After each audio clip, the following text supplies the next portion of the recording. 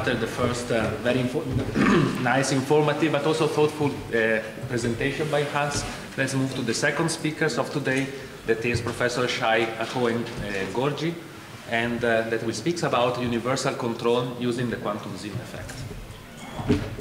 All right, hi everyone, and I'd like to start by, again, thanking the organizers for inviting me to this conference. Really nice to be here in this hotel in Savigny and hear these nice talks. So I'm going to be talking about our most recent work, universal control with the Zeno effect. The experiment was done mainly by Elia Blumenthal. He was the lead on this work, along with other friends from the lab and some theory collaborators. Those don't know, we're a standard superconducting qubits lab, make our samples, cool them down to millikelvin temperatures, throw some microwaves at them, look at what comes back. That's basically it. All right. That's it, talk's over. Okay, but today I'm going to be focusing on realizing, I added the word realizing, because we want to realize universal control in basically a system of non-interacting, a non-interacting system, so think of a system of non-interacting qubits or something like this. And by non-interacting, I mean we can drive locally the qubits, for example, or spins, or whatever you want to call them. And all we want to do is add an observation, and this observation will enable us what is called universal control. It means we can prepare any state in the system, and we can apply any unitary in the system. Okay? This is the idea. But before I go deep into it, I want to talk a little bit about philosophy and Zeno. Okay, just a little bit of introduction. It was fun learning a little bit about Zeno and his history from this work. So Zeno, he was from the Eleatic school of philosophy. It was formed by Parmenides. And in that school, they believed that motion is an illusion. Versus the school of Pythagoras and Heraclitus, which believed in a world of change. Okay? And what I learned actually is that back then, in Athens, you couldn't just, there weren't many opinions really.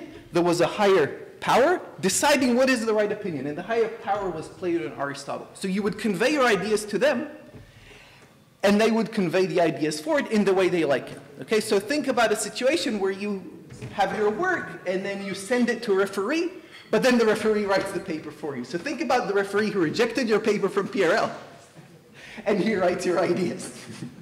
Okay, and this was the case with Zeno, because there are no actual original writings of Zeno. All we have is what Plato wrote about him, and Plato and Aristotle didn't really like the ideas of Zeno and Parmenides. They really liked the ideas of the world of change. Now, but Zeno was very enthusiastic, and he wanted to prove his points of view, and he made up these famous paradoxes, which I'm sure you're all familiar with. Achilles and the turtle, where, you know, they have a race, and the turtle starts, and then Achilles needs to catch up to the turtle, and it takes him a finite amount of time, but in this finite amount of time, the turtle still goes on, and so on and so on. And so Achilles will never catch a turtle.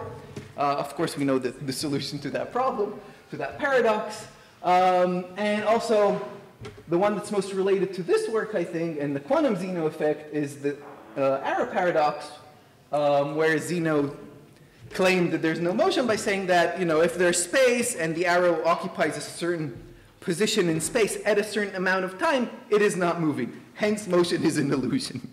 It sounds a little silly, but this is how Plato portrayed what Zeno conveyed to him. Okay.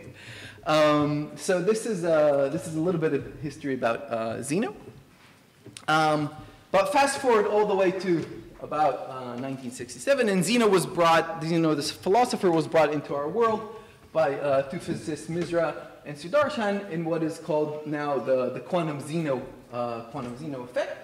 And the idea that they portrayed is, imagine a two-level system, and you're driving it at very short time scales. As you know, the evolution is quadratic, so if you measure rapidly enough, so you apply rapid projections, or you continuously measure strong enough, what will happen is you will inhibit the evolution. Okay, and this is, you know, the quantum pot never boils. Okay, you can see it in your home every day, macroscopic quantum. If you try to cook pasta, if you watch the water, it takes it longer to boil. Okay. Okay. About 11 years later, there was this beautiful experiment from Dave Wineland's group exactly demonstrating this thing. They took a beryllium atom, they took two levels, they drove the two levels, Robbie drove the two levels, and used an ancillary level to measure one of them. And when the system was initiated either in this state or in that state, when the driving here was hard enough. No, the driving is over here, and then there's an emission, so it's basically a measurement of that is asking, are you in this level, are you in this level? So it's an experiment, really a Zeno experiment. Two-level system, and you're measuring, are you in this level? They saw inhibition of the evolution. Beautiful experiment. There was no dispute about the experiment, but did it raise a lot of, a bit of anger because of one misunderstood sentence in the abstract? Inhibition arises because the measurement causes a collapse of the wave function. All right? Now, back then, even more than now, the whole collapse of the wave function thing was a big issue. And there was actually a follow-up paper describing this whole experiment without invoking measurement at all. And we know we can do that, right? You can take this photon, for example, if it goes away, send it to infinity, never measure, and you'll get exactly the same results. Okay? So you don't really need to invoke measurement. So that caused up some kind of debate about that. But again, it's a philosophical debate. Someone's not happy in the audience. I didn't understand the second point of view. Can you repeat? Well, think of this experiment. You don't need to detect if the photon, right? There's Robbie driving. Now you're driving here, and a photon emits, which tells you you're here or not. It doesn't matter if you detect the existence of a photon or not. The dynamics here will still be slowed down. Okay, so this photon could go to infinity. So the notion of measurement, as we understand it, you don't need to invoke it in this experiment. And you can always do that. Okay, you can always take any experiment and just throw your ancillary qubits to infinity, never measure them. You'll still get the same dynamics in the system. Okay, so fast forward a few more years. We're talking about what is called quantum xenodynamics. Quantum xenodynamics is what happens when you expand this notion to a larger Hilbert space. And now you're observing part of this Hilbert space. And if you do this, what happens is a rather surprising and nice thing is that if you somehow have some trivial coherent evolution, so you have a simple system and you just have a local drive, if you observe part of the system, the remaining part of the system will acquire rather complex evolution, which is described by what is now known as the Zeno Hamiltonian, where P is the projector that you're applying on part of the Hilbert space. And in 2014, there were two beautiful experiments done demonstrating this, one from the group of Serge Haroche and another one from the group of Benjamin Huard in France using superconducting qubits. What they did in this experiment, for example, they took a harmonic oscillator, they coupled it to superconducting qubits, similar to the setup that we're going to see today. And the superconducting qubit was ancillary, and it was able to block, if you think of the harmonic oscillator, was able to block the harmonic oscillator beyond a certain level. And they showed the Wigner functions and the complex evolution that shows up in that experiment. At the same year came out another theory paper by Daniel Burgarth and Facci and Pascasio. Daniel Burgarth, by the way, is a collaborator on the work that we did. And basically what they showed is a more general thing. And they showed that if you have some control Hamiltonian H and H prime, if you and they commute, in this regards to what we mean by non-trivial evolution, then if you take the Zeno Hamiltonians, they do not necessarily commute. Okay? And what they showed specifically is that if you have the system with trivial control and you block part of it, you can actually get universal control in your subsystem. Okay? So this is the idea, or the general concept. They also showed a nice thing that, again, goes back to Zeno philosophy maybe, is that any complex quantum dynamics can be viewed as the projected dynamics of a simpler one in larger dimensions. Okay, so if you take a system, you can always look at it in a larger space, and it will look local and simple. So you can invoke what seemingly are non-local interactions by just projections. Okay? Sorry, yes. Here when you say complex quantum dynamics, you are talking about unitary dynamics. Yes, yes, yes. This is all unitary dynamics. This is all unitary dynamics. How do you define if it is complex or? Mm-hmm. So I guess this is complex. Okay, but what they showed is that you can get universal, so you get an exponential rise in the complexity. You can explore the whole Hilbert space, the whole Hilbert space of the subsystem, of course. Okay, so this is what we want to do. So again, leaving philosophy aside, we want to look at things in practice. We want a non-interacting system. We want to have local control, and we want to add an observation. We're going to look at the simplest system that we found that we can show this. Again, this is all in principle. We're going to take a qubit and a qubit system. So a 2-level system and a 3-level system. So these are the energy levels. They're not degenerate on this, so just the systems. And what we're going to do, we're going to add a local drive.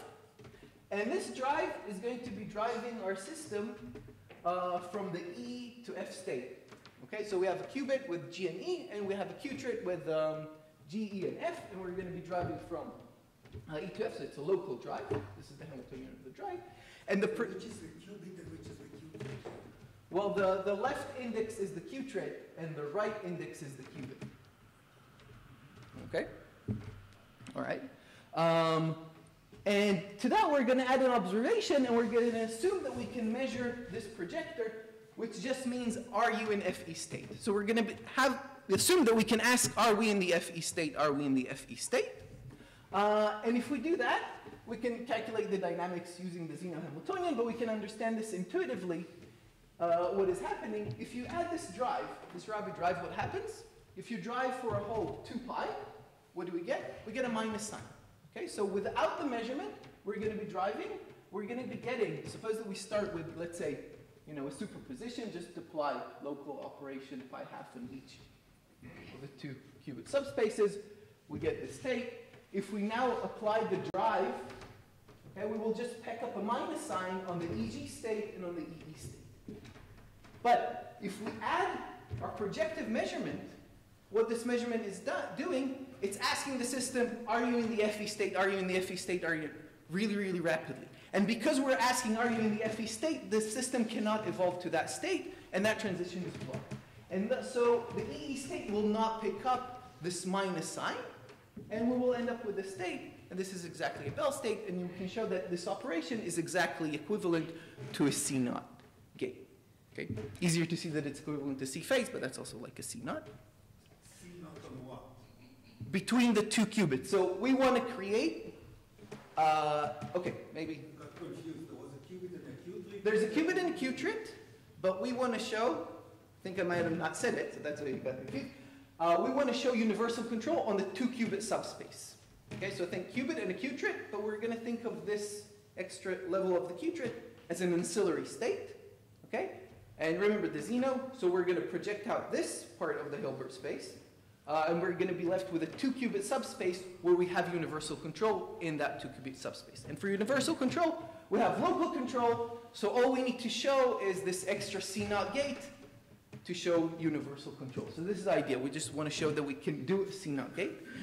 Now, this idea extends to multiple qubits, so multiple qubits and a single qubit in the same way. So again, notation is more complicated, but now we just add this single drive that just drives us from E to F. So if you drive from E to F, it drives all these transitions. So all the states that have G starting will not pick up any sign. All the states that start with E will be driven there and backwards, will pick up a minus sign, except for the EE state, which will be blocked by Zeno, because we're assuming that we can apply the projector now, F and all the other qubits are excited. Okay? So this looks like some magical thing where you can do an NC0 gate within one operation, but we're assuming here something very, very awkward, and that we can apply this highly non-local projector. Okay, so we have a single local drive, but this highly non-local projector that can ask this special question, are you in that specific state? Okay? So this is the idea. And if you understood everything till now, you understood the main concept. From here on now, it is basically how do we realize this? How do we show this in experiment? Okay, so we're an experimental group. A little bit about the experiment. This was all assuming that we can apply infinitely fast projections In reality, we don't apply infinitely fast projections. We can apply a continuous measurement, and we can apply it at a certain strength. We can calculate the fidelity of this thing as function of the rate between the measurement strength and how fast we're driving. Also, if we're actually observing the output in the experiment, we're asking a question, are you in the state? If we can see the state, you can also herald and detect an error. And you can calculate these things. I won't go into this. This is simplified equations showing the graph. Maybe I'll move on to how we can actually realize. So now we're going to talk about the experimental system, realizing the system. What we want are two things. One, we want local control. And two, we want this non-local measurement. And of course, we're going to do it with anyone? That's the hard. Yeah, of course. Right, everyone's favorite, right? The transmon, right? Okay, everyone's favorite transmon, most ubiquitous. The transmon's very fun because it's a several level system. So we can use one transmon. We're going to have two of them. We're going to have one transmon. It's going to be a qubit, and the other transmon is going to be a qubit. So we're going to use the three levels of the transmon to portray as the qubit. For those who are less familiar, this is what it looks like. Here it's in a 3D cavity, sitting, talking to electromagnetic mode. These two red paddles are the capacitors of the transmon, and this is the Josephson junction. Okay, so we're going to take two of them, like I said, and we're going to be putting two of them in a cavity. And so our Hilbert space is going to be the circuit of the qubit and the qubit. And the cavity is going to be acting as our measurement apparatus. Okay? So it's going to be the thing that's going to enable us to ask, are you in the FE state? Are you in the FE state? Okay. So a little bit about how the cavity is going to be asking this question. And this is really the usual method that we do read out. So when you put a transmon in a cavity, you get a dipole interaction. You take the rotating wave, you get what is known as the Jaynes-Cummings Hamiltonian. What we typically do is we set the qubit far away from the cavity in frequency such that we can work in what is called the dispersive approximation. Okay? And this is the dispersive Hamiltonian. Okay? So many of the circuit QED talks will just start with this Hamiltonian because it's clear to everyone where we got there, how we got there. Now this Hamiltonian written this way is kind of nice. It's a simplified version just for a qubit. We have the qubit part of the Hamiltonian, and here we have the electromagnetic mode, okay, the harmonic oscillator. And you can see that due to the interaction, the harmonic oscillator acquires a small frequency shift. Okay, so the harmonic oscillator will have a certain frequency if the qubit is in the ground state, or a certain frequency if the qubit is in the excited state. And in these setups, by playing with the size of the paddles, we can tune this interaction, this chi parameter, to be anything between 0 to several megahertz. And this thing is going to be key to being able to ask the specific question, are you in this state? Are you in the specific state? How do we do that? So let's see how it works for a single qubit, and this is how readout is done in these circuits. So we have our dispersive Hamiltonian. This is a mock setup, so here we have a cavity and a qubit, and we have an input port and an output port. And we're going to be adding a drive. Now this drive is going to be at this frequency over here. Okay, the frequency of the cavity when the qubit is in the ground state. Okay? So when you apply the drive, if the qubit is in the ground state, what's going to happen is that we're going to get transmission through the cavity. If we look on the outside, we will see some voltage. If the qubit is in the excited state, then nothing is being transmitted. Okay? And we see basically 0 voltage, or averages out to 0 voltage. The green line is what it looks like, and if you average this thing, if the qubit is in the excited state, you'll get an average value that sits somewhere over here. And if it's if it's in the ground, you get an average value that sits somewhere over here. And if it's an excited, you'll get an average value that is somewhere over here. So this is a standard way of saying, okay, is this qubit in the ground? Is this qubit in excited? This is the measurement. And this is what the measurements look like. This is just a histogram of a measurement of what you get. I forgot to mention that at the end of the setup we put a parametric amplifier, so we get quite high quantum efficiency in the setup. Now this whole process can be described, the whole Hamiltonian plus the diffusion can be described with the regular master equation, where the measurement rate over here, okay, can be related to the drive strength by this parameter epsilon, okay, and it's related through kappa also. The assumption of this relation over here is that there are no dynamics. So we're assuming that the qubit is static, and then we're applying this drive. Okay? This is an assumption of this relation. This assumption breaks down if the qubit is being driven, for example. Okay? It is no longer seeing a Markovian. If the qubit is being driven faster than kappa, then this assumption breaks down. Okay, so we understood that the dispersive Hamiltonian is really the key to showing this thing. We know how to ask certain state, are you there? Are you over there? And let's see how we can use this to show universal control. So this is our experimental scheme. How am I doing on time, by the way? Yes, 10 minutes. 10 minutes. Okay, 10 minutes is excellent. Perfect. Okay, so this is our experimental scheme. We have two qubits. One of them is sitting at 3 gigahertz. The other one is sitting at around 6 gigahertz. They're far detuned away from each other in frequency, so they're non-interacting. Remember, we want a non-interacting system, and to add a measurement. The cavity is sitting at around 7 gigahertz, also, so it's far away from both of them in frequency, so we're deep in the dispersive regime. The chi parameters were tuned to be relatively close to each other in the Hamiltonian, and the limiting coherence time in our system is the coherence time of the third level of the Q-trip, okay? Because as you go higher in levels, you get shorter coherence times, so these are the shortest coherence times in the system.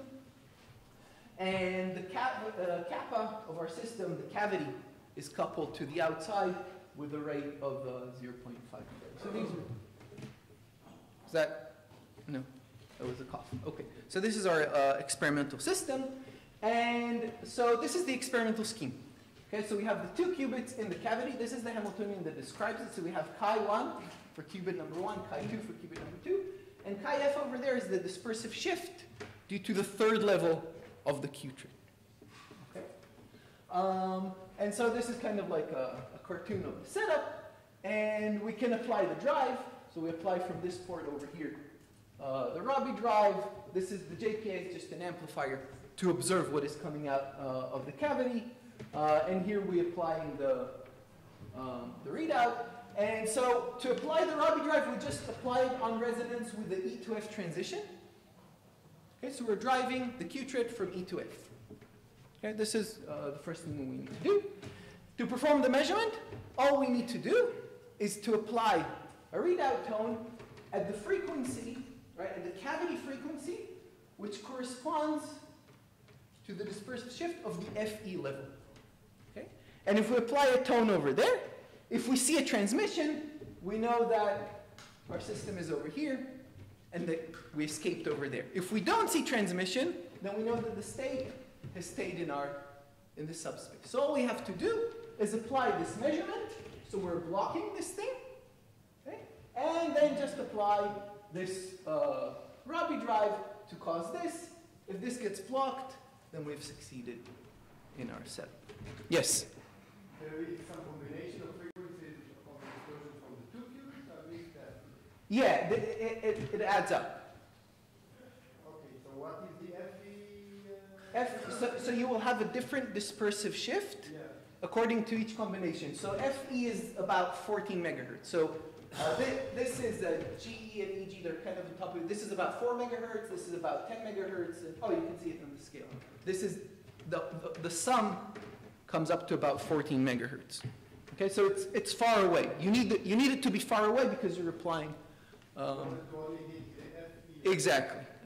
I'm going to give a bit more details about what it does because there are adverse effects to this. But yeah. So as we understand, so this looks very simple and we just need to apply it and see what happens.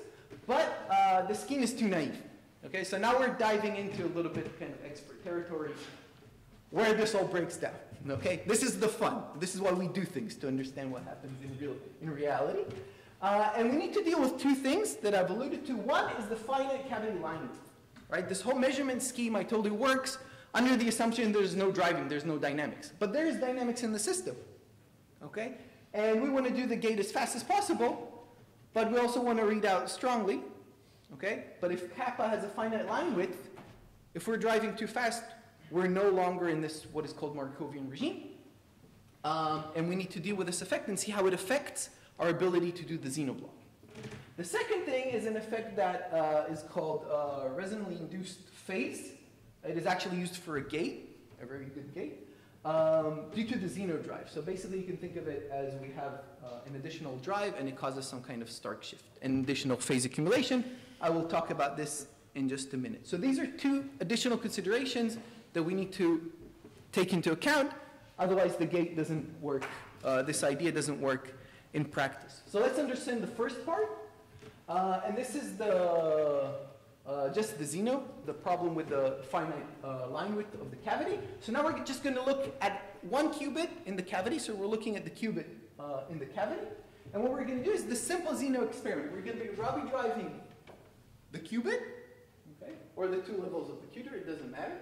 And we're going to be applying a readout tone at the frequency corresponding to the excited state of the qubit. So a regular Zeno experiment. If we don't apply a measurement, we're just going to get regular Rabi oscillations. That's the blue curve over here. If we now apply some weak, yes, 4 minutes, okay. If we just apply some weak measurement, okay, we will see dephasing Rabi oscillations. And if we apply a very strong measurement, what we can see is basically that the evolution is kind of inhibited. What happens here is that, so the state, say, is over here. You try to drive it. This thing is supposed to be Zeno blocking. There is some probability for it to jump. And there's this evolution towards the excited state. Once the system gets to the excited state, there's a big Stark shift, and it stays there. So this is why you get this exponential curve.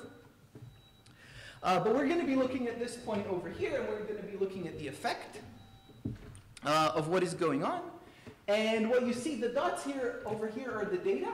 And we're going to be, and the data is for different Rabi driving frequencies. And you can see qualitatively that as we drive slower, okay, our measurement strength versus the Rabi drive, the ratio gets bigger, and we're able to Zeno block better. But if you look at these dotted curves, these are the comparison of this blue and red curve to this and this. That's the comparison to the ideal master equation, taking into account this ratio, which assumes this Markovian environment. But we're not in this Markovian environment, and we can see a much reduced effect of the blocking. If you compare the blue to this blue, our ability to do a Zeno block is far reduced. Okay? But we can see that it still works. So on the time scale that we want to perform the experiment, we're getting a significantly reduced blocking ability, which will lower the fidelity of this gate, but it still works. Okay? The second point the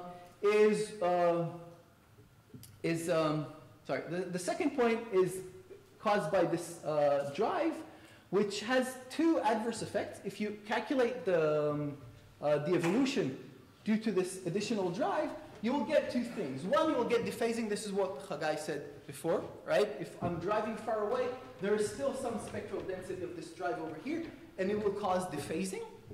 Additionally, though, worse than that, it will cause additional phase accumulation. And this phase accumulation is going to be different on these two pairs of states versus these two pairs of states. This effect, I won't go into the details, but it's actually being used to create this, what is called a RIP gate, with very, very high fidelities. I think in the experiment of IBM, they were able to get to about 98% fidelity on its own. We do not want this effect in our system. So what we're doing is we're adding an additional tone over there, which cancels the phase accumulation. Okay, so to actually do our Zeno readout, we have to apply both of these tones. So our readout is only the projector and not a projector plus phase accumulation. Okay, so this is what is going on here. So with this understanding, I'll skip this slide. It just proves that we're actually calibrating correctly the phase cancellation. But with this understanding, we can now go ahead, add these, we know we have a reduced measurement strength, and we know how to cancel the unwanted phase accumulation, and we can perform the measurement, and these are the results of the gate itself. So we prepare the system in some initial state. We do pi half on the 2-qubit subspace.